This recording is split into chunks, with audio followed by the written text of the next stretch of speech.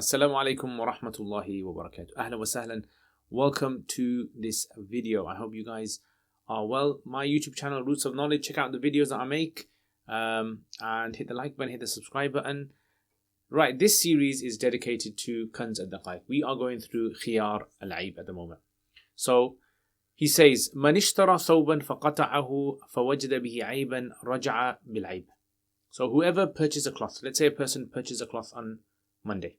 Okay, and then let's say on Wednesday the person decides to cut the cloth, so he wants to make himself a thobe, some clothing, so he decides to cut the cloth. Okay, when he cuts the cloth, clearly he has developed inside the cloth an aib that was not there before. So he has done something to the cloth, he has created a defect, and we said anything that reduces the value of an item in the markets will be counted as being a defect. So is cutting a cloth a defect? Yes, you're nodding your head, so saying yes, it is a defect. So after he's cut the cloth, now he has found a defect that was in the cloth from before the sale. Meaning now there's two defects in the cloth. One that he created on Wednesday and one that was there from before Monday, before the sale itself. So one wasn't his fault and the other one was his fault. So the rule over here is he allowed to get a refund? So he cannot get a full refund. Legally, the seller is not obliged to give him a full refund, but he can get a partial refund. So let's say, for example, the cloth cost him £10. Okay, and how will he get partial refund? Well, he finds the value of the cloth that has the fault in there, that was there before Monday. Let's say it's a fault in the design in there. There's a fault in the design and the material, and he finds the deduction between the two. So in other words, if he bought it for 10 and the cloth with the fault in there cost £9.50, 50 pence less, so therefore he will give him a 50 pence refund. Okay, so this is a partial refund that the seller will give him. Why does he not have to give a full refund and take the item back? He doesn't have to, because that fault that cutting that he put inside the cloth has now become something which was not there before. So this would, if we force the seller to take the cloth back, then this would be forcing him to take something that wasn't his fault, and this is not fair. So the best thing to do in this situation is give a partial refund. Okay, now he says, فَإِنْ قَبِلَهُ الْبَائِعُ كَذَلِكَ لَهُ ذَلِكَ.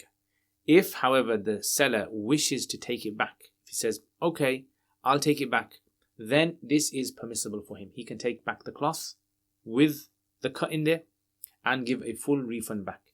So the seller actually has an option. He must give at least partial refund.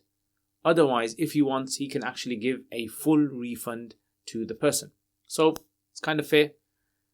And this is only if the fault that has been developed by the customer is something which is, not an addition made to the item. And we'll talk about that in a bit.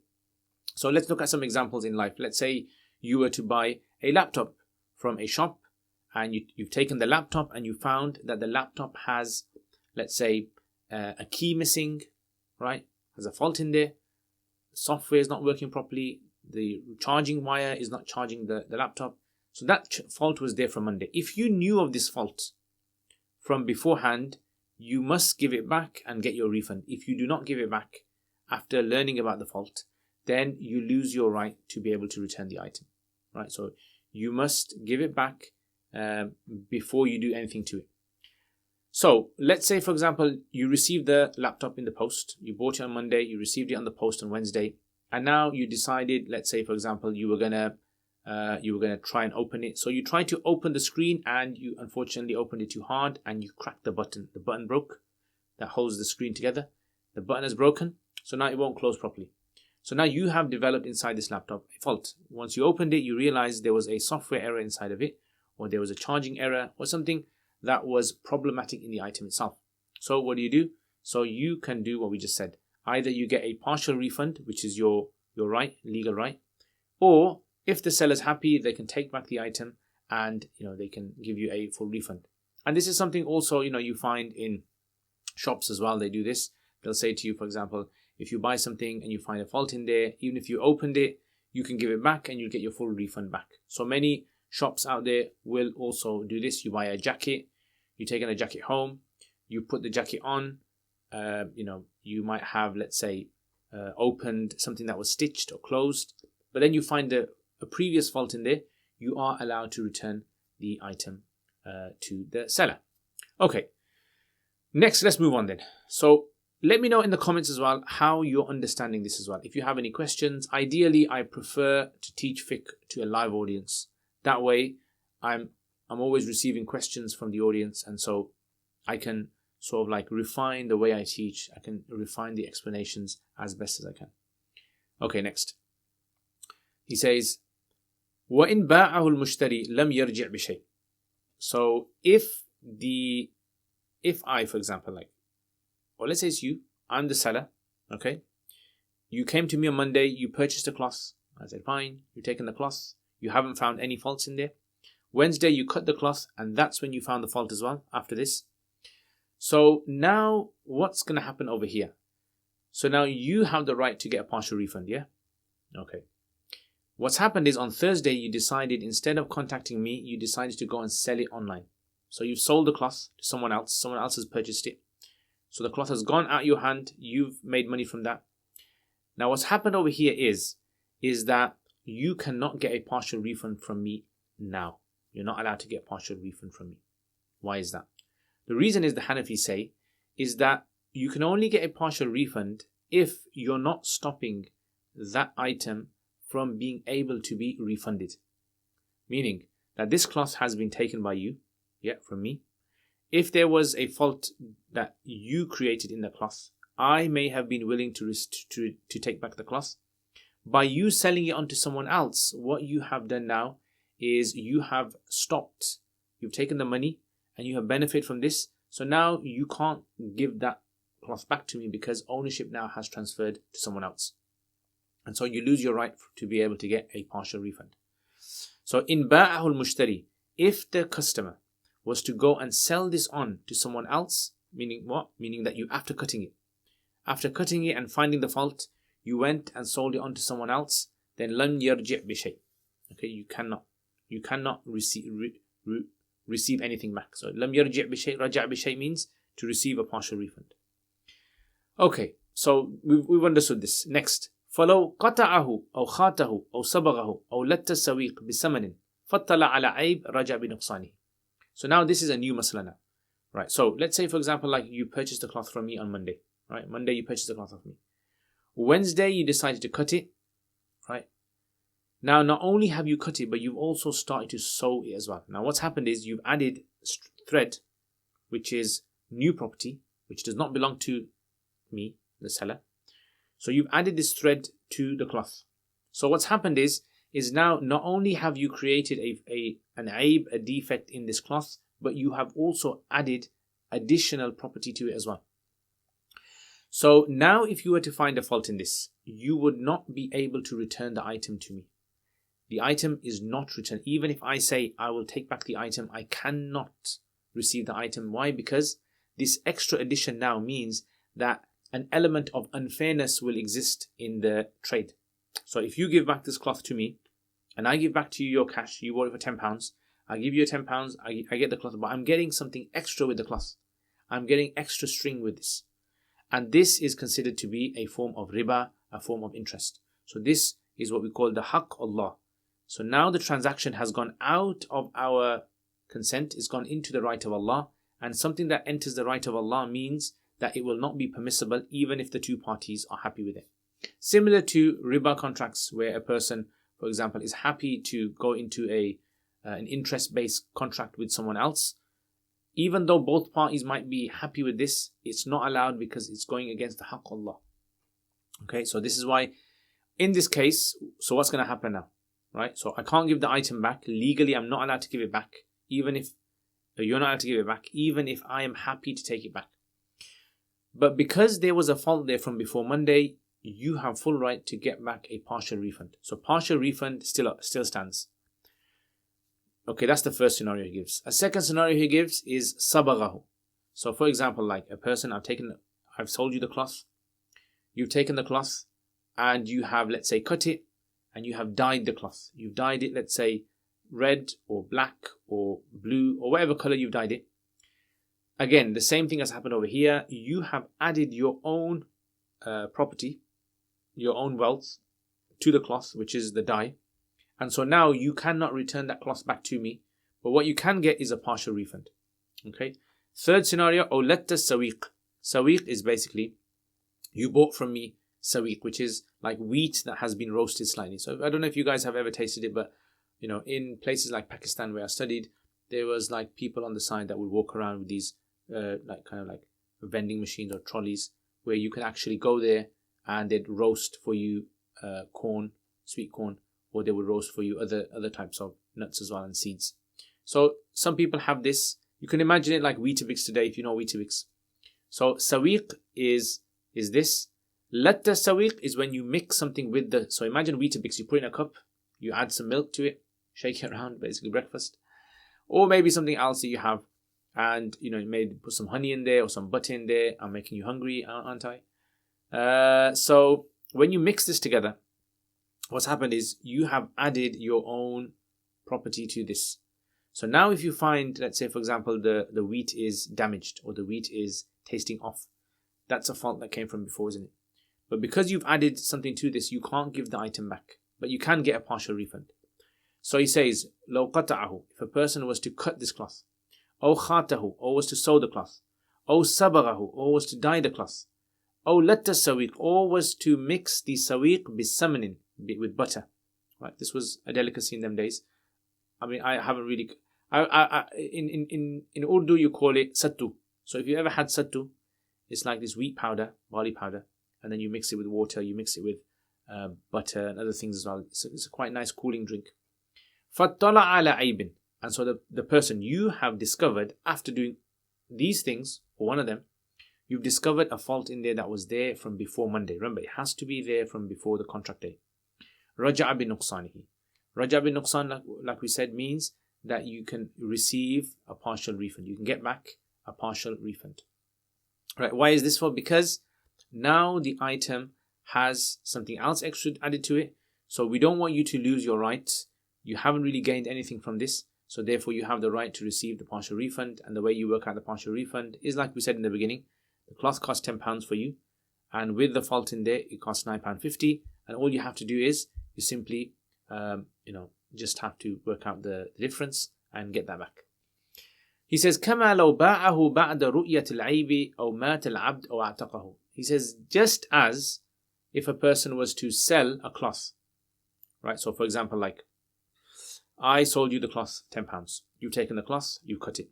Now you've sold it, right? You can only get a partial refund, yeah. But this time, if you were to go and put it online and sell it on eBay, you can still get a partial refund. Remember the previous masala where we said that if a person was to just cut it and then sell it, he loses his right to receive a refund. In this, you don't lose your right to receive the refund. You don't lose it. Right? And the reason being is because you already were unable to give back the item before you sold it on eBay. And therefore, because it was the haqqullah, you have the right to get your partial refund, whether you sold it to someone else or whether you kept it. So this is why it says, كَمَا لَوْ بَاعَهُ بَعْدَ رُؤْيَةِ الْعَيْبِ. Just like if a person was to cut the cloth, sew the cloth, discover the aib, and after discovering the aib, didn't contact me, but sold it on to someone else, you still have the right to receive a partial refund. Why? Because like we said, the words that the book describe are because the person is habisan. Yeah, the person is not habis of the mabi. The person is not holding back the mabi of their own accord. The item cannot be given back by Allah subhanahu wa ta'ala's ruling. And so anything that falls under this would necessitate that the person has the right to receive a partial refund. Or mat al-abd. Let's say, for example, you purchase from me. I actually got my slave over here. Well, you can be a slave today. So you purchased this slave from me. Okay, nice slave. You bought the slave from me, and on Wednesday, unfortunately, it had a heart attack and it died. Now, you found, the doctor told you, did a post-mortem, and they found that there was also a fault in there from before. So what's going to happen now? So now you can't give this slave back, obviously, because, it died. However, what you can do is because the slave died of natural causes, you were not at fault over here. And so you have the right to receive back the partial refund. Yeah. So whatever the defect that existed in the fault, the coroner told you that the slave also had this defect inside of him. Let's say he had a faulty liver or he had something else, then you can get the refund back according to how much deduction would be taken. So this is the second example. And the third example, a'taqahu. Or for example, like if I was to sell you the slave, you took the slave, and then on Wednesday you freed the slave, and simultaneously after freeing the slave, you also found that the slave had an aib inside of it.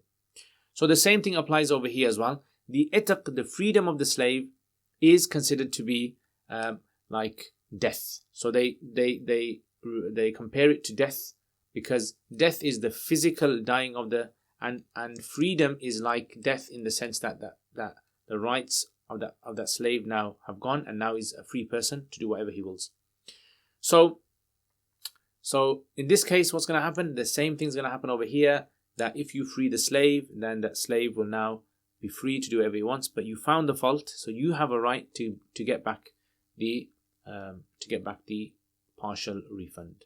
Okay, now this kind of an example, like I said, you need to think about how this would apply in the real world. How outside the real world you buy something, a laptop, you, let's say for example, make some changes in the laptop. Now if you were to, for example, like let's say open the laptop, and that opening of the laptop is considered to be a fault in the laptop, it's considered to be a defect, it reduces its value in the markets, that would also be similar to cutting the cloth. And if you were to add something to the laptop, if it's something that actually can be removed, because sometimes you get, like let's say you get a memory drive, or you get something else where you can actually replace them, and if you could replace something and then later on you found a fault and then you could put the old one back in again, this could also be something which would warrant you to be able to give it back and receive a full refund. But if you've done something which is permanent change to this item, you've made some sort of like permanent change, then this would stop you from being able to give the item back. Now, in the books, if you read Kanz al-Daqaiq, for example, or maybe depending on the version of Kanz that you have, maybe the Hashia might have some more details in there. But in Kanz al-Daqaiq it's mentioned that what is considered to be stopping or an impediment in returning the item. So for example, in the book it mentions here sewing or dyeing or mixing the sawiq with butter. All of these things are considered to be preventative of giving back the item. Now in some of the books, what they say is basically, they say the ziyada, the thing that has been extra, the extra thing that has been added, is of two types. Either it's muttasil, like joined to it, fixed with it, or it's considered to be munfasil, separate from it. So the extra thing is either joined to it or munfasil, or separate from it. So what are the examples of things that are muttasil? So for example, like muttasil would be like sewing, so that would be like adding something and now you cannot separate the two. Like the stitches, you can't take them out because it will become very difficult. Or you mix the butter, with this would now render the thing to be, you can't really change it anymore. So this would be considered to be a ziyada, something that is considered to be added on, extra to it. And likewise, for example, like the dyeing as well. So the dyeing is considered to be something which is also like added onto it, extra, that's joined onto it. Okay, so right, so this is if it's muttasil. Okay, this is if it's muttasil. If it's munfasil, then that can either be, for example, like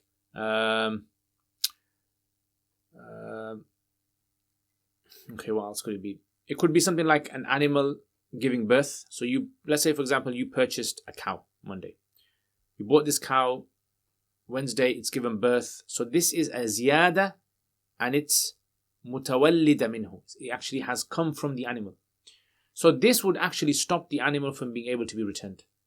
Right? So they consider this to be something which is also something non-returnable, non-full refundable.